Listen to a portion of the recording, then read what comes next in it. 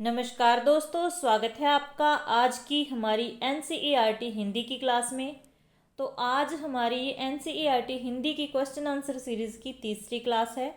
हम लोग तैयारी कर रहे हैं एसटेट 2023 टीजीटी पीजीटी हिंदी की, जिसके लिए हम कर रहे हैं एनसीईआरटी हिंदी के प्रश्नोत्तर।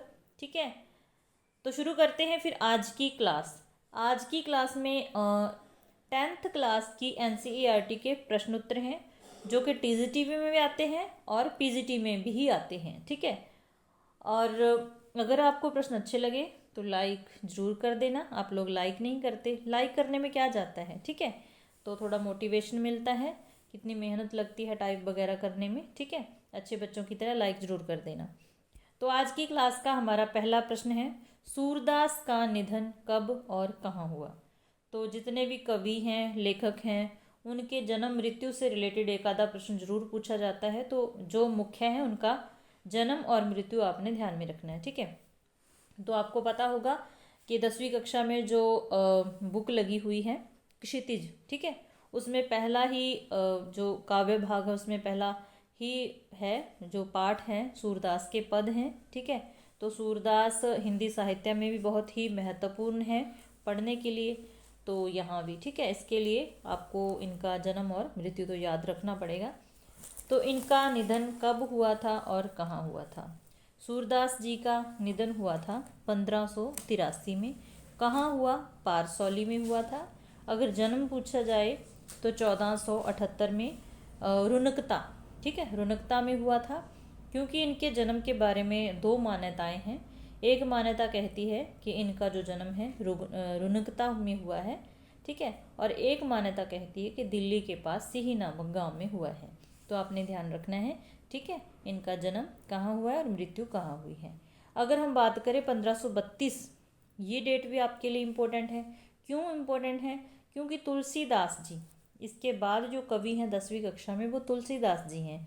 तो उनका जन्म हुआ था 1532 में राजापुर में। ठीक है, और 1623 में काशी में तुलसीदास जी की मृत्यु हुई थी। तो ये सूरदास और तुलसीदास जी का जन्म और मृत्यु है, इनको अच्छे से ध्यान में रखना है। दूसरा हमारा प्रश्न है जो तुलसीदास जी से जुड़ा हुआ है। तुलसीदास जी ने रामचरितमानस की रचना किस भाषा में की है? तो किस भाषा में की है? रामचरितमानस की रचना हुई है अवधी भाषा में। किस भाषा में? अवधी भाषा में। लेकिन उनके ही जीवन परिचय में उनकी कई रचनाओं की भाषा की बात की गई है। तो आपने ध्यान में रखना है कि विनय पत्रिका और कवितावली की अगर भाषा पूछी जाए तो ब्रज भाषा आ जाएगी। विनय पत्रिका और कवितावली की जो भाषा है वो ब्रज भाषा हो जाएगी। ठीक है, और इसका अच्छे से आपने याद रखना है। ठीक है, अगला जो हमारा प्रश्न है, रामचरितमानस का मुख्य छंद पूछा है। तो कौन सा छंद है रामचरितमानस का? रामचरितमानस की रचना किस छंद में की है तुलसीदास जी ने?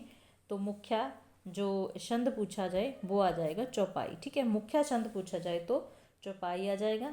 कवितावली में स्वय और कवित्त है। विनय पत्रिका की रचना गेय पदों में हुई है, ये भी ध्यान रखना है। ठीक है, तीनों ही रचनाएं इंपॉर्टेंट हैं। अगला हमारा प्रश्न है, जयशंकर प्रसाद को किस रचना पर मंगला प्रसाद पारितोषिक दिया गया? तो आपने ये बताना है। ठीक है, तो किस पर मिला था? कामायनी पर मिला था। ठीक है, आपने अगर पुरस्कार वाली क्लास नहीं देखी तो देख सकते हैं, क्योंकि पुरस्कार से भी प्रश्न बन जाता है। तो जो भी लेखक और कवि एनसीईआरटी में दिए हुए हैं उनको कब कब किस रचना पर पुरस्कार मिला वो अच्छे से क्लास दे रखी है, देख सकते हैं। ठीक है, अगला जो हमारा प्रश्न है, जयशंकर प्रसाद की अगर हम कविता की बात करें तो यहाँ पर आत्मकथ्य है, जो कि शायरवादी शैली में लिखी गई है आत्मकथ्य। ये भी ध्यान रखना है कि जयशंकर प्रसाद की 10वीं कक्षा में आत्म कथ्य कविता है जो कि शायरवाद शैली में लिखी गई है। ठीक है, आत्मकथ्य कविता 1932 में पहली बार किस पत्रिका में प्रकाशित हुई थी? तो ये भी इम्पोर्टेंट क्वेश्चन बन सकता है। तो किस पत्रिका में प्रकाशित हुई थी? हंस पत्रिका में। ठीक है, और हंस एक मासिक पत्रिका थी। ठीक है, मासिक पत्रिका थी। कई बार ये भी पूछ लिया जाता है कि कौन सी पत्रिका मासिक थी, साप्ताहिक थी। ठीक है, तो ये भी ध्यान में रखना है।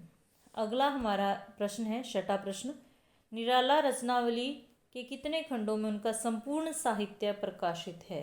तो खंड भी पूछ लिए जाते हैं, ठीक है। तो कितने खंडों में है, 8 खंडों में। कितने खंडों में है, 8 खंडों में। आगे है, यह दंतुरित मुस्कान कविता किस कवि की है। तो किस कवि की है, ये हो जाएगी नागार्जुन की। किसकी हो जाएगी, नागार्जुन की। नागार्जुन का जन्म भी ध्यान में रखना 1911 में हुआ था, ठीक है। और कई बार इनका मूल नाम पूछ लिया जाता है, तो वैद्यनाथ था, ठीक है। वैद्यनाथ था, वैद्यनाथ मिश्र था मूल नाम किसका, नागार्जुन का। और मैथिली भाषा में इनको यात्री नाम से जाना जाता था, यात्री नाम से प्रसिद्ध थे मैथिली भाषा में, ठीक है।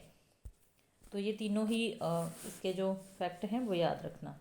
आगे सॉरी, नागार्जुन श्रीलंका कब गए थे। तो कब गए थे श्रीलंका, श्रीलंका गए थे 1936 में। कब गए थे, 1936 में। और 1936 में गए, 1938 में वापस आए थे। तो खुद को कह रहे थे इस कविता में, यह दंतुरित मुस्कान चिर प्रवासी, मतलब कि कुछ समय के लिए घर से दूर रहने वाला, ठीक है।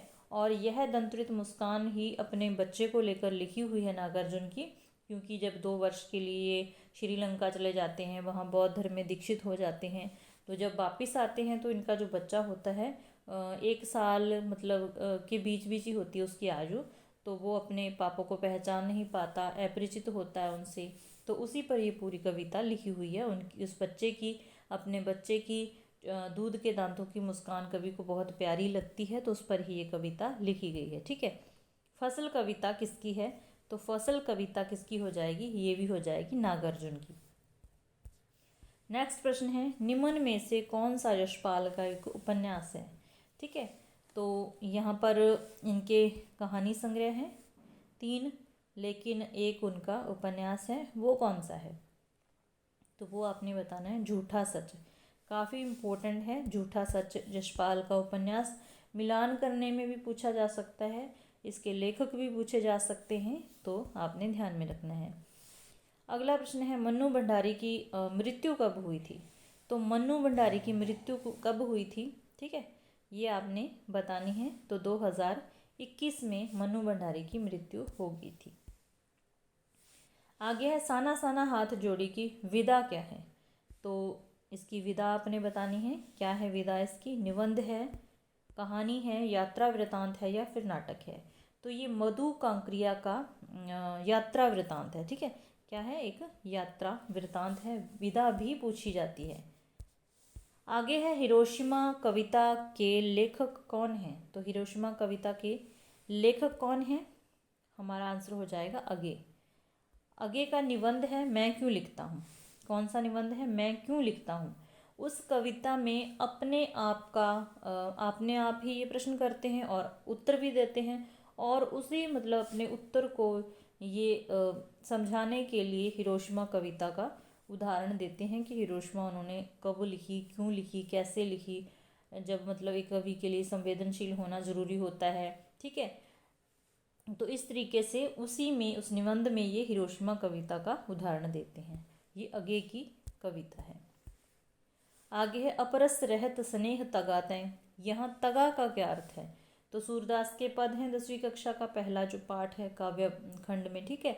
तो उसमें ही ये पंक्ति आई है कि अपरस रहत स्नेह तगा तय। यहाँ तगा का अर्थ पूछा है, तो तगा क्या होता है, धागा, धागा बंधन। गोपियाँ उद्धव को कहती हैं कि श्री कृष्ण के पास रहने पर भी उसमें मतलब ऐसा कोई भी श्री कृष्ण के प्रति उन्हें कोई लगाव, आसक्ति नहीं हुई, उनसे कोई प्रेम बंधन नहीं बंध पाया, इस तरीके से वो कहती हैं, ठीक है। इसके अलावा अगर आपको लगे कि आपको अच्छे से व्याख्या भी पढ़नी है, तो आप कमेंट में ज़रूर बता देना। हम 10वीं 11वीं 12वीं की व्याख्या वगैरह अच्छे से पढ़ लेंगे, ठीक है। क्योंकि अभी 20 दिन तो हम अच्छे से मेहनत कर ही सकते हैं ना, बाद में तो प्रैक्टिस ज़रूरी हो जाती है। तो ये थे हमारी आज की क्लास के क्वेश्चन, जितने भी हैं काफ़ी इम्पोर्टेंट है। अगर क्लास अच्छी लगी तो लाइक ज़रूर कर देना, क्योंकि समय कम था तो मैंने सोचा कि क्लास देनी ज़रूरी है, इसीलिए आज के लिए इतना ही काफ़ी है। क्लास देखने के लिए धन्यवाद। क्लास अच्छी लगी तो लाइक ज़रूर कर देना। मिलते हैं फिर नेक्स्ट क्लास में।